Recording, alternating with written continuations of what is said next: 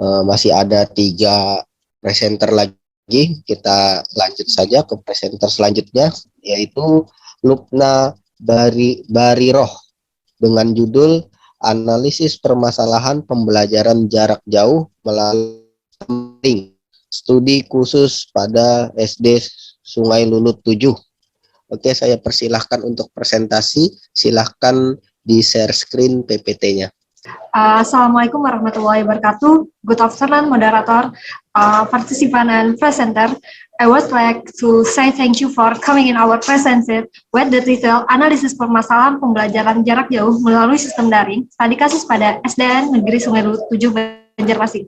It's great to see you all. Let me introduce myself and my partner.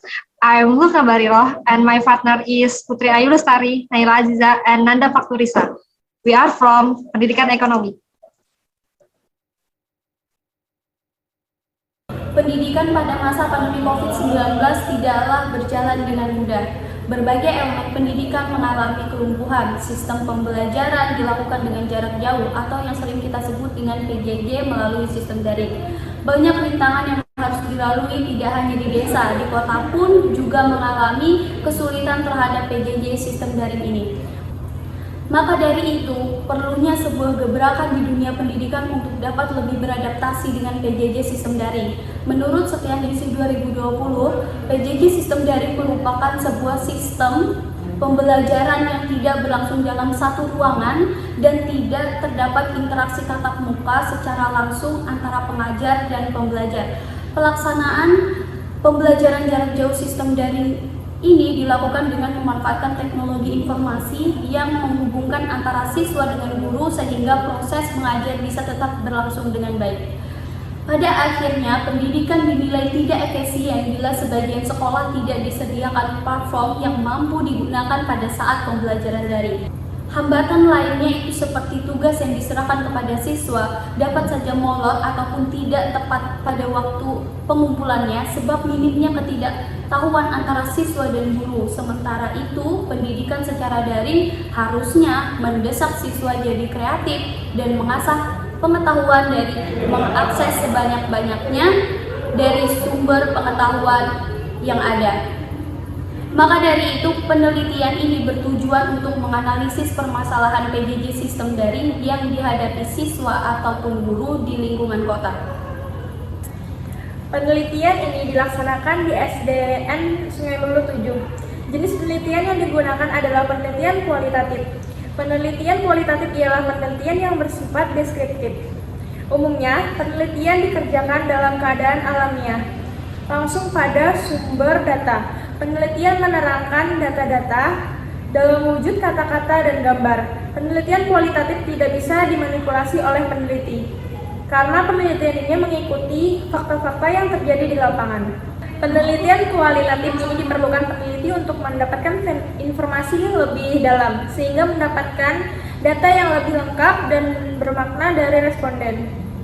Peneliti menghimpun informasi menggunakan berbagai tata cara pengumpulan data berdasarkan waktu dan tempat yang sudah ditentukan. Untuk pengumpulan data, agar penelitian ini dapat diselesaikan dengan baik, peneliti menggunakan teknik observasi dan wawancara dengan penjelasan sebagai berikut. Yang pertama yaitu metode observasi. Dalam hal ini, peneliti menengok serta mempelajari masalah-masalah yang ada di lingkungan sekolah yang berkaitan erat dengan objek yang diteliti, yaitu tentang masalah pembelajaran jarak jauh di SDN Sungai Lulut 7. Yang kedua yaitu metode wawancara.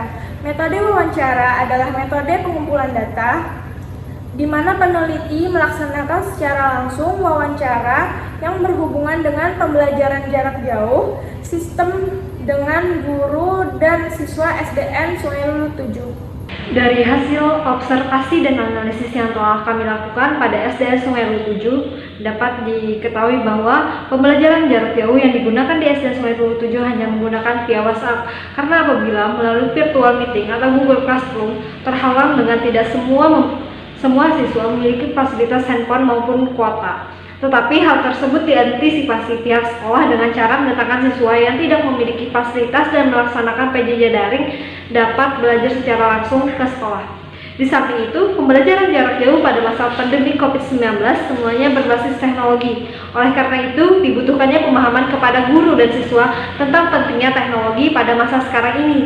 Dampak dirasakan belum terasa efektif dikarenakan pada masa pandemi ini, pendidikan di sekolah dialihkan dengan belajar di rumah ataupun disebut dengan pembelajaran jarak jauh.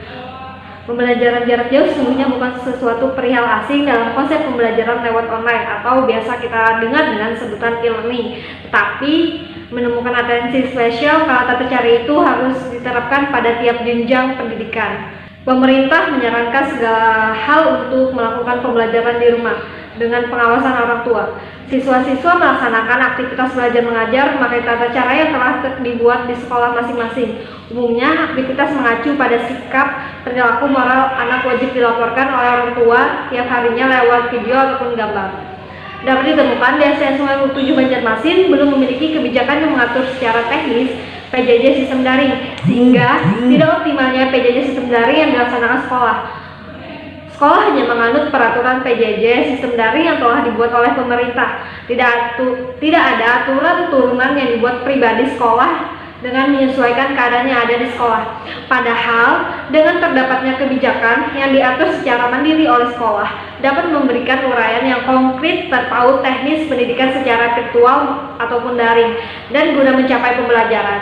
Tetapi, karena di SDN Sungai Lu 7 tidak mengatur kebijakan penerapan daring lebih jauh hingga yang terjalin merupakan sesuatu pun guru belum siap untuk menghadapi PJJ sistem daring ini. Selain daripada aturan kebijakan yang mengatur tentang PJJ sistem daring yang diterapkan oleh SDN Sungai Lu 7 itu belum ada, beberapa hal yang menjadi permasalahan dalam sistem PJJ daring di SDN Sungai Lu 7 seperti kurang cakapnya guru dalam menggunakan teknologi dan terbatasnya fasilitas yang dimiliki oleh siswa dalam menggunakan teknologi ataupun fasilitas yang dimilikinya.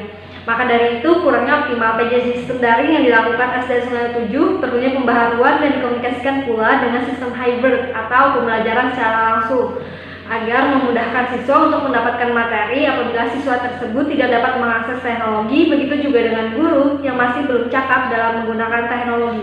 Kesimpulan dari data yang dianalisis menunjukkan bahwa ada beberapa faktor permasalahan yang harus dilewati dalam melaksanakan PJJ sistem daring. Banyak siswa yang tidak dapat mengikuti pembelajaran, bahkan ada guru yang mengalami kesulitan dalam memberikan pembelajaran. Masalah utama dari siswa adalah tidak mendukungnya fasilitas untuk mengikuti pembelajaran, atau bisa disebut siswa tidak memiliki handphone sendiri. Jadi kerap meminjam handphone kepada orang tua mereka atau sanak saudara yang tidak setiap saat ada bersama mereka. Permasalahan guru yang mendasar adalah kurangnya pengetahuan tentang pemakaian teknologi untuk mengajar. Maka dari itu, dua faktor utama permasalahan mendasar tersebut menjadikan nilai proses PJJ menjadi terhambat, yang membuat turunnya nilai prestasi akademik daripada siswa. Dari permasalahan tersebut, kedepannya akan dimodifikasi kembali PJJ sistem daring menjadi kombinasi antara PJJ sistem daring dan PJJ sistem luring, ataupun pembelajaran bisa dilaksanakan secara hybrid.